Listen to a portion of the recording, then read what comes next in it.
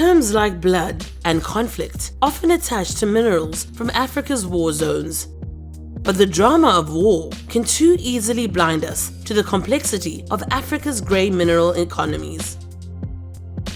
Not so much rebel fighters as layer upon layer of civilians can become complicit in massive resource theft.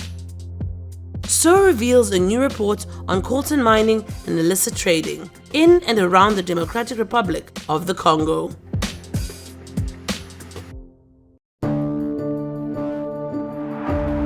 Coltan is the popular term for columbite tantalite, from which the metal tantalum is extracted. Tantalum is vital for tiny electronic components in thin, light devices. My smartphone and yours may contain traces of tantalum extracted by artisanal miners. Such miners in Africa and South America produce more than half the global supply.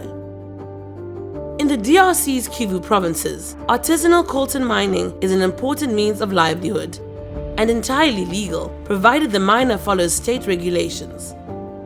But coltan-rich areas are often remote. Here, central government has little authority. The opportunity to subvert regulations is ever present for miners and officials alike.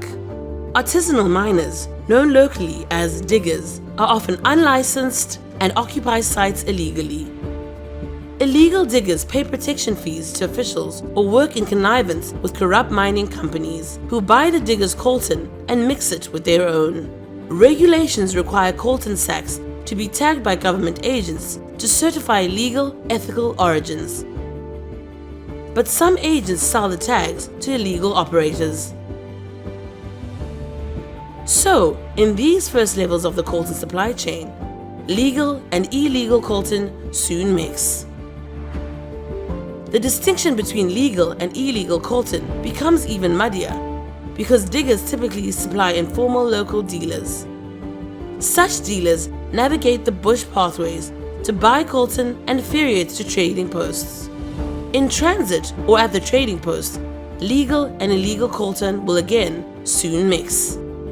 Dealers often smuggle coltan across the DRC borders into countries where tax breaks on minerals permit middlemen to pay better prices. Africa's Great Lakes region has long been the world's biggest tantalum producer.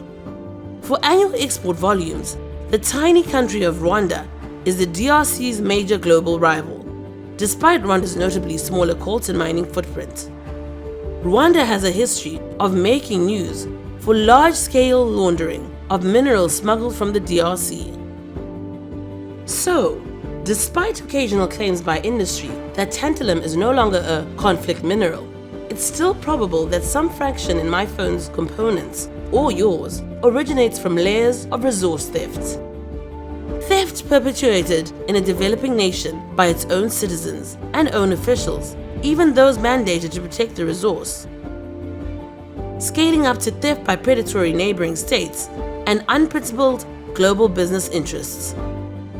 Amid the culture of illegality, multiple harms occur.